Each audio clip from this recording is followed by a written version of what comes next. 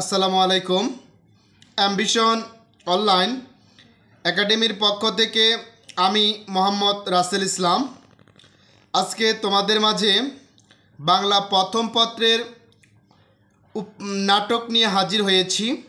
তো বাংলা প্রথম পত্রের সহপাঠের যে একটি নাটক আছে সিরাজউদ্দৌলা, সেই সিরাজউদ্দৌলা নাটকের সারমর্ম উপস্থাপন করব।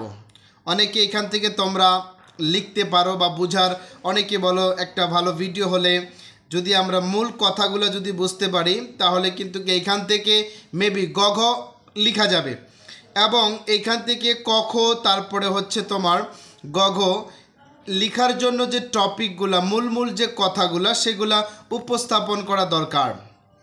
সেই অনুযায়ী তোমাদের মাঝে আজকে আমি একটা নতুন করে ভিডিও বানাচ্ছি। যদি ভালো লেগে থাকে অবশ্যই ভিডিওটি লাইক, কমেন্ট ও শেয়ার করবে। বেশি বেশি করে শেয়ার করলে মানুষজন দেখতে পারবে এবং এতে করে মানুষজন দেখে অনেক উপকৃত হবে। তো কথা না বাড়িয়ে আজকে তোমাদের মাঝে আবার এটা আলোচনা করতেছি। দেখো, সিরাজউদ্দৌলা যে একটা নাটক ছিল, এই নাটকটা মূলত ইংরেজদের শাসন আমলের একটা নাটক।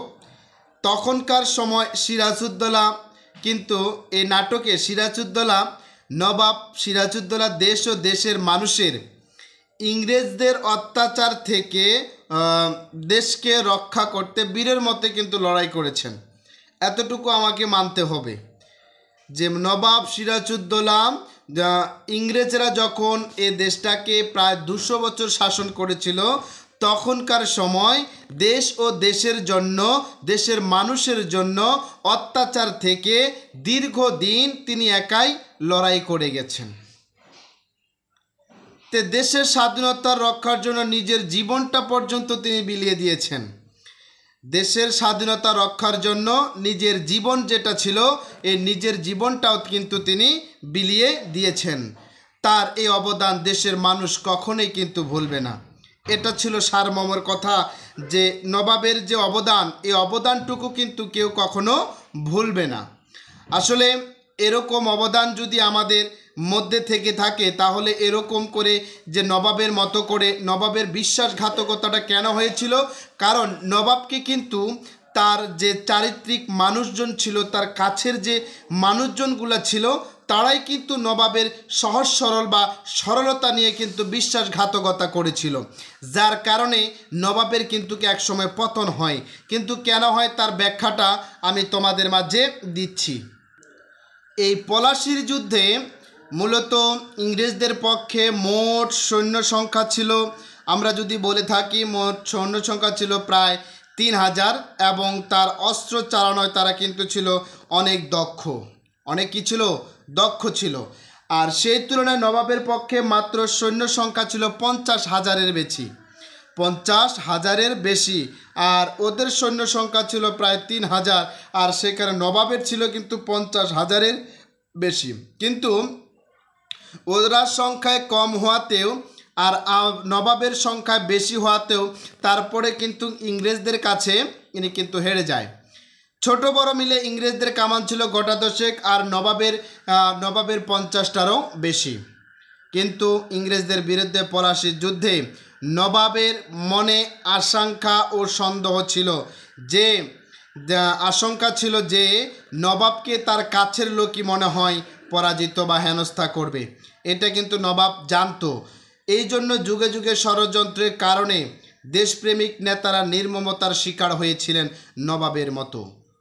তো নবাব কিন্তু একজন দেশপ্রেমিক মানুষ ছিলেন, যার কারণে ইনি কিন্তু অন্যান্য মানুষের হাতে, যেমন তার খালা ছিল ঘোষেটি বেগম, মীর জাফর, আলীবর্দী খাঁ, তাদের হাতেই কিন্তু এই নবাব পরাজিত হয়েছেন। এই অল্প বয়সে, মাত্র 22 বছর বয়সে নবাব যখন সিংহাসনে বসেছিলেন, তখন ইংরেজেরা তখন ভাবলো যে এটা তো কখনো সম্ভব নয়। বাংলার নবাব যেভাবে আমাদেরকে উৎখাত করার জন্য অতপরতভাবে জড়িত হয়ে আছে, এই বাংলার নবাবকে কিন্তু তাদের কাছের লোক দাঁড়ায় অর্থের লোভ, অর্থের প্রলোভন দেখিয়ে কিন্তু নবাবকে হটানো সম্ভব, যেটা আমাদের মানব সমাজে সচরাচর হয়েই থাকে। বাস্তবতার পক্ষে নবাব কিন্তু এই জন্য পরাজিত হয়েছিলেন, তার নিজের খালা ঘসেটি বেগম, তার মন্ত্রী সহযোগী মীর জাফরের বিশ্বাসঘাতকতার কারণেই এই নবাবের কিন্তু পরাজয় বরণ করতে হয়। নবাব কিন্তু জানতে ছিলেন যে আমার পরাজয় নিশ্চিত, কিন্তু নবাব সেটা পরোয়া না করে নিজের মতো করে গুছিয়ে নিতে চেয়েছিলেন যে আবার এটা আমি নতুন করে শুরু করব, নতুন করে আবার শুরু করব।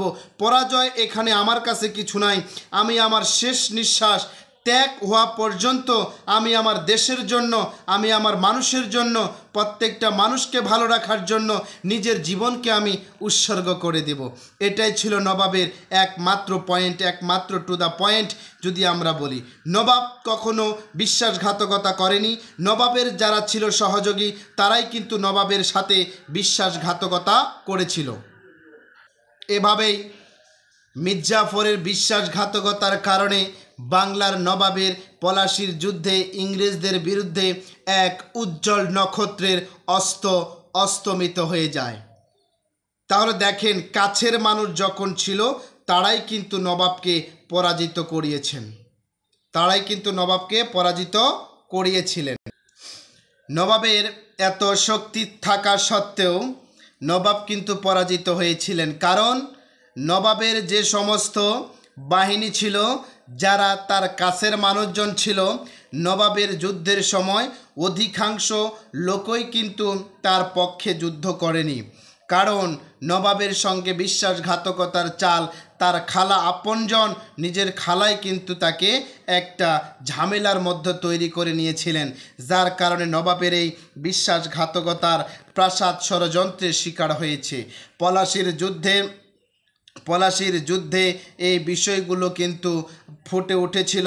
পলাশীর যুদ্ধে ইংরেজদের যে মানুষের ওপর নির্যাতন, নির্মম বলির শিকার হয়েছিলেন নবাব সিরাজউদ্দৌলা। অনেকে আপনারা বুঝতে পারেন না যে আসলে এখান থেকে আমরা লিখব কি। আমাদের নবাব সম্পর্কে জানতে হবে, নবাব সম্পর্কে জেনে তারপরে এখানে কিন্তু আহামরি কোনো কিছু নাই। নবাবের মতো আরও দু একজন মানুষের নাম এখানে উল্লেখ করা থাকবে, যেটা দ্বারা বোঝানো হবে যে নবাবের সাথে এই উদ্দীপকের মিল কতটুকু আর অমিল কতটুকু, এটা কিন্তু আপনাদের মাঝে বলা থাকবে। সাদৃশ্য না বৈসাদৃশ্য এটা কিন্তু দেওয়া থাকবে। তো এতটুকু যদি দেওয়া থাকে তাহলে কিন্তু বোঝা যায় যে প্রশ্নের উত্তরটা আমার কথায় ডিমান্ড করতেছে। আরেকটা জিনিস দেখেন যে নবাবের ইস্ট ইন্ডিয়া কোম্পানি ইংরেজেরা যখন নবাবের বিরুদ্ধে আক্রমণ করেছিল, নবাবের বিরুদ্ধে যখন আক্রমণটা করেছিল বা ষড়যন্ত্রের একটা জাল কিন্তু বুনেছিল, তখনও কিন্তু নবাব সিরাজউদ্দৌলা ইংরেজদের ফোর্ট উইলিয়াম দুর্গ কিন্তু আক্রমণ করেছিল, ইংরেজদের ফোর্ট উইলিয়াম দুর্গ আক্রমণ করেছিল। এই আক্রমণে ইংরেজদের সৈন্যরা পরাজিত হয়ে গভর্নর রজার, ড্রেক, ক্যাপ্টেন সহ ক্লেটন, ইংরেজ, তারপরে উর্মিচাঁদ সে কথা মনে করে বিদ্রুপের স্বরে বলে ওঠেন, ব্রিটিশ সিংহ ভয়ে লেজ গুটিয়ে দিলেন। এটা কিন্তু বলেছিল উর্মিচাঁদ যে ব্রিটিশ সিংহরা এই নবাবের কারণে লেজ গুটিয়ে নিলেন। এই যে কথাগুলা তারা কিন্তু অনেকাংশেই একটা ধৈর্যের আকার বাদ ধরে ব্রিটিশরা কিন্তু তারা এই নবাবের যে কাছের লোকগুলা ছিল তাদের দ্বারাই প্রভাবিত করে আজকে নবাবকে কিন্তু তারা প্রতিহত করেছিল, যার কারণে নবাবের পতন হয়। বিশ্বাসঘাতকতা ষড়যন্ত্রের শিকার হয়েছিলেন পলাশী প্রান্তরে, বিশাল সেনাবাহিনীর যুদ্ধে না করেও নির্বিকার দাঁড়িয়েছিল, যার কারণে এর কারণেই ইংরেজদের বিরুদ্ধে নবাবের পরাজয় হয় এবং নিশ্চিত করে নবাবের একটি উজ্জ্বল নক্ষত্র নবাব এই সিরাজউদ্দৌলা নাটকের মধ্যে নিমন্ত্রিত হয়ে যায়।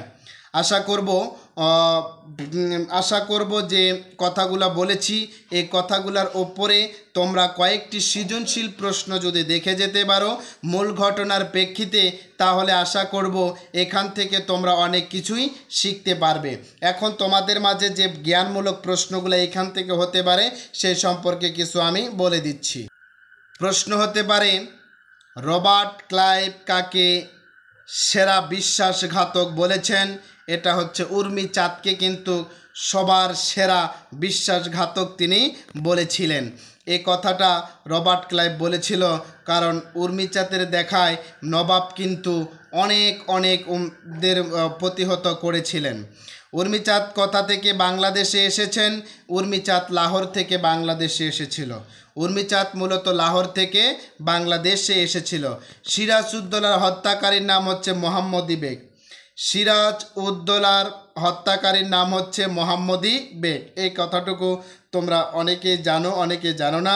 এই প্রশ্নের উত্তরগুলো কিন্তু সঠিকভাবে জেনে তোমরা যদি যাও তাহলে কিন্তু প্রশ্নের উত্তর দেওয়া খুবই সহজ। সিরাজ উদ্দৌলা হত্যাকারীর নাম হচ্ছে মোহাম্মদী বেগ।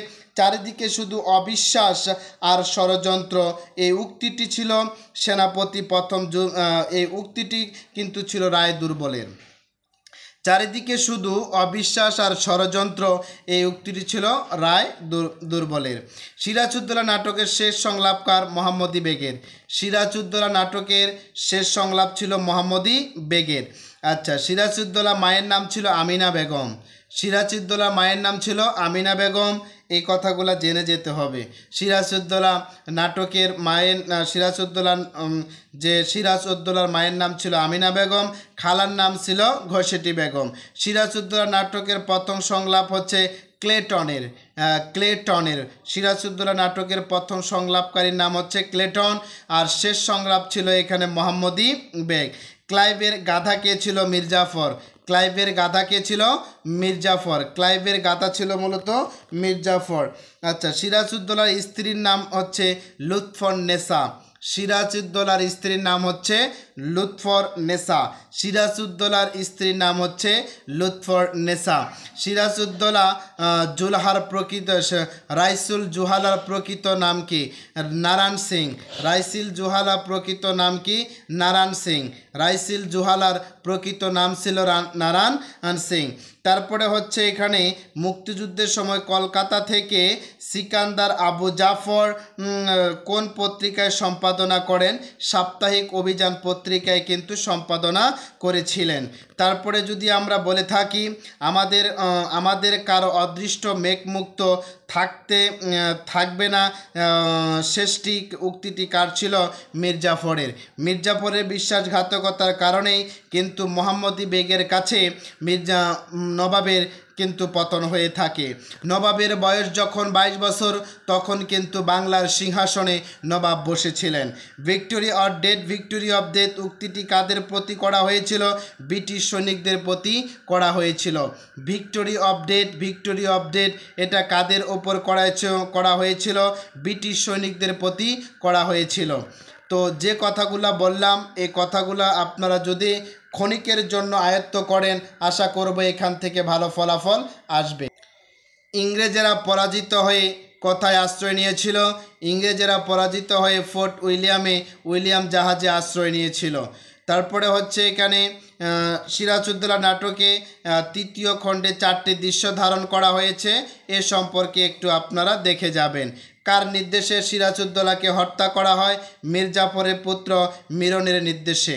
কার নির্দেশে মির্জাফরকে হত্যা করা হয়েছিল? এটা উত্তর হচ্ছে, আমরা যদি বলে থাকি মির্জাফরের পুত্র মিরনের নির্দেশে মির্জাফরকে কিন্তু হত্যা করা হয়েছিল। পরবর্তী ভিডিওগুলো পাওয়ার জন্য আগামীকাল আরও একটি ভিডিও দেওয়া হবে। এই সিরাজউদ্দৌলার ক এবং খ নাম্বার আপনাদের মাঝে সরাসরি বিশ্লেষণ করব। যদি ভিডিওটি দেখেন ভালো লেগে থাকে অবশ্যই শেয়ার, লাইক ও কমেন্ট করবেন। ভালো থাকুন, সুস্থ থাকুন। আল্লাহ হাফেজ।